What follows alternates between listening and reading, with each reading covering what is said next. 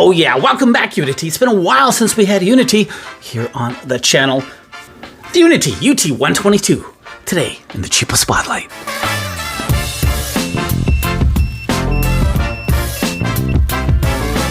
UNI-T UT122.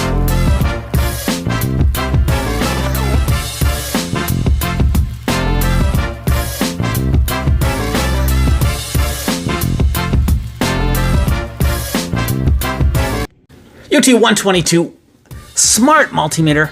Good looking multimeter too. Boy, UNI-T has really come a long way the last couple of years. Man, oh man, they put out some great test instruments. Quality, reliability, and good pricing. Hard to beat. Let's take a look at what we got here so far. Ships in the brown plain Jane vanilla box. I know UNI-T has some pretty cool art on their boxes, usually some pretty high-end stuff, but in this case, it's a plain Jane brown box, but hey, who cares, right? It's a box. You also get a cool travel case. Now, we don't get that nice UNI-T logo on the case. That's too bad, but we get a case nonetheless. And in the case, we get our test leads and a thermocouple because, yeah, it does temperature as well. Always a bonus when you get a case. And guess what? Even comes with a rubberized boot. Boot is not on at the moment. Really simple to do, of course.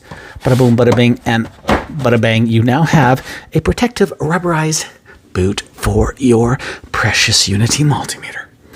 And by the way, when you put the boot on, you got to do it the other way around. Oh, sorry.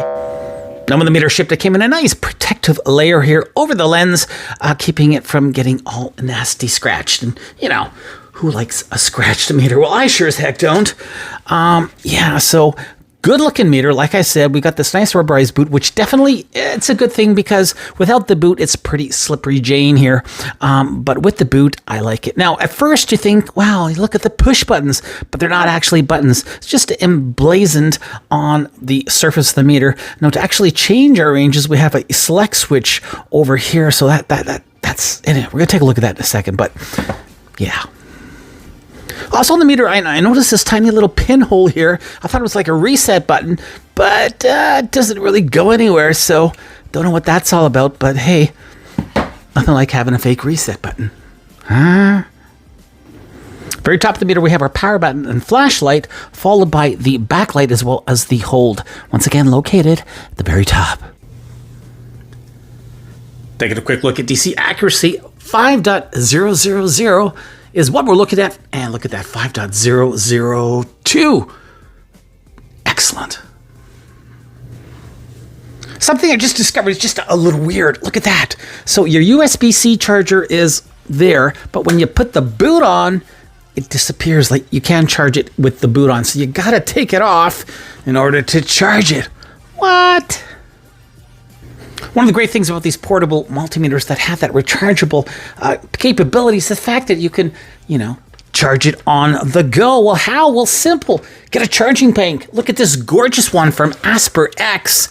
Oh man, that is sweet. 65 watts, solid power bank, and it is just, oh, so well made. So something like this on the road with your multimeter, that's a good thing. And there we are charging. As you can see, we have that charging flasher going on and off. Takes about an hour or so to charge. Take a quick look at capacitance now. Here we go, starting off on the low range, 0.01 microfarad, 1 nanofarad, and it is looking good. Sorry, that was a 0.001. Now is the 0.01, coming in at 10 nanofarad. And we have a 10 nanofarad, 0.1 microfarad, finally 1 microfarad. It's a thinking. And look at that, 1.067. So in the low capacitance range, it did really well. Let's try this big one here. Okay, here we go.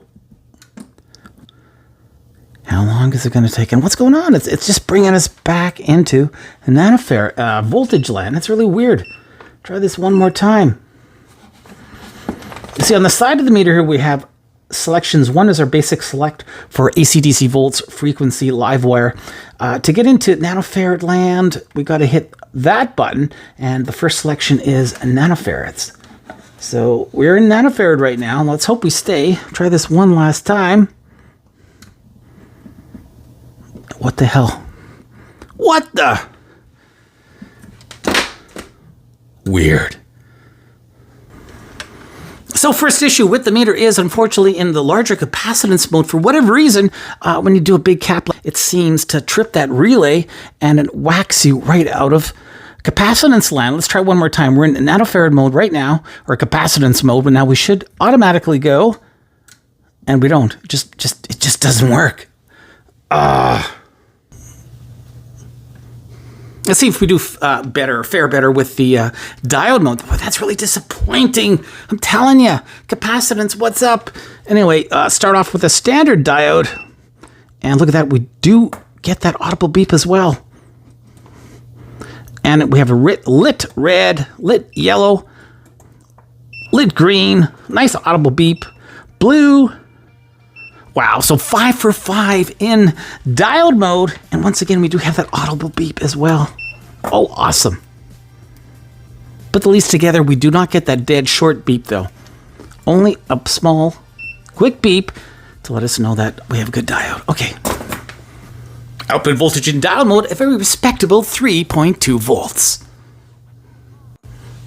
Okay, we're in AC volts right now. Actually, no, we're not in AC volts. We were supposed to be in smart mode. Get back to smart mode.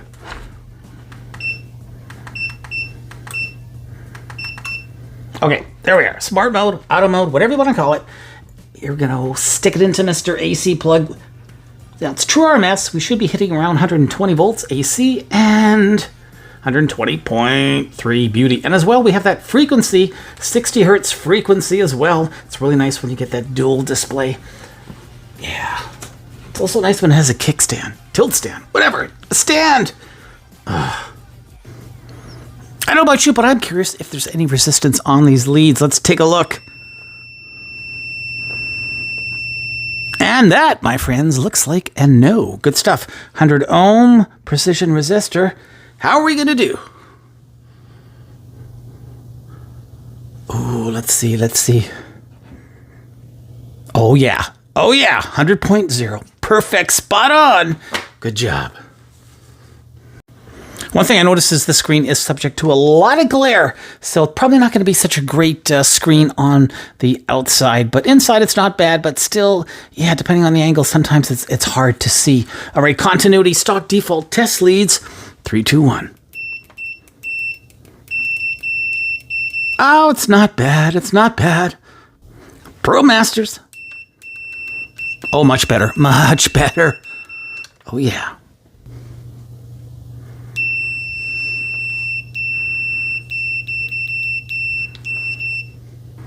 .4 decibels, maximum output volume in continuity. Teardown time. Here we go, taking a quick peek on the inside. A little peekaboo. Let's start off with that Omron relay that from Industrial Automation. Good solid state relay there going on. That is what is giving us that smart capability with this tiny little meter. Beside that, of course, we have that gorgeous rechargeable battery. It is on the smaller side, but this really doesn't take that much in terms of power consumption. 3.7 volts, 2.59 watts, 700 milliamp hours for that rechargeable battery. In terms of input protection, we have one PTC over here. We have our 2-pin connector for the battery itself. And of course, this is our USB-C rechargeable port. Have those 2 tiny input jacks right over here. Take a closer look on this side in just a second. But yeah, believe it or not, they did actually give us a color coding. So we do have the black for the common or ground and the red input for the positive. So good safety going on here.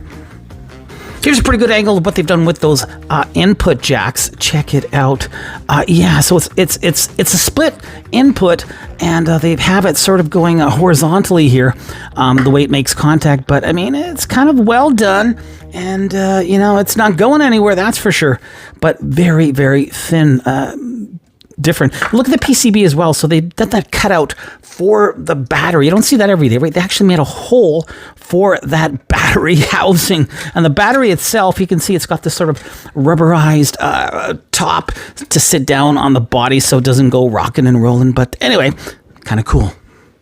Clean, tiny PCB. Looking good. Not much going on here, really. There's our speaker, of course. Alrighty, let's put this bad boy back together. Go back with my closing thoughts.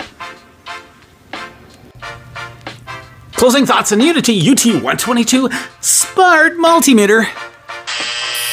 Yeah, pass this one by.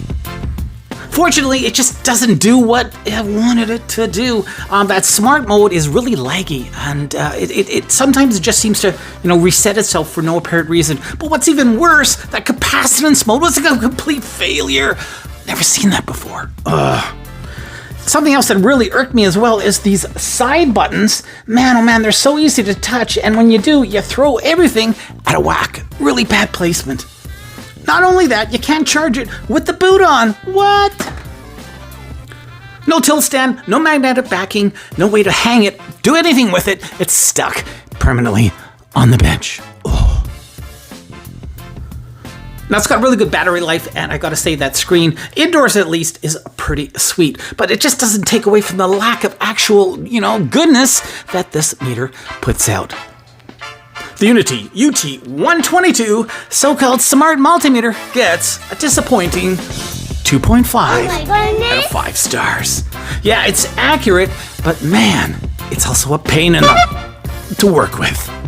Hey, thanks for watching this review, everybody. Till the next one, keep on testing.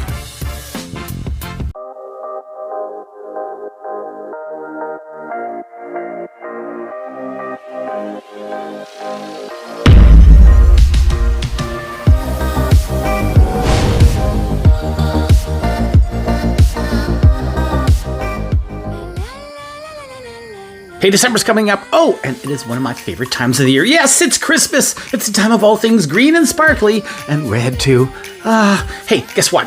KeepOnTesting.com. Visit the website. It is awesome. We have all sorts of cool stuff here into meters, electronics. Definitely put it on your short list. We have some great bloggers, including Paul Taylor, who does some amazing stuff on KeepOnTesting.com. Check it out. Some great articles, stuff you won't see anywhere else. Join the membership. Yes, it's completely free. Doesn't cost you a thing. It takes like 2 seconds. Sign up at KeepOnTesting.com and you can win a multimeter. 2, possibly 3 giveaways in December for all members of KeepOnTesting.com. Stay tuned. Now, winners will be announced December 24th, Christmas Eve. Love it.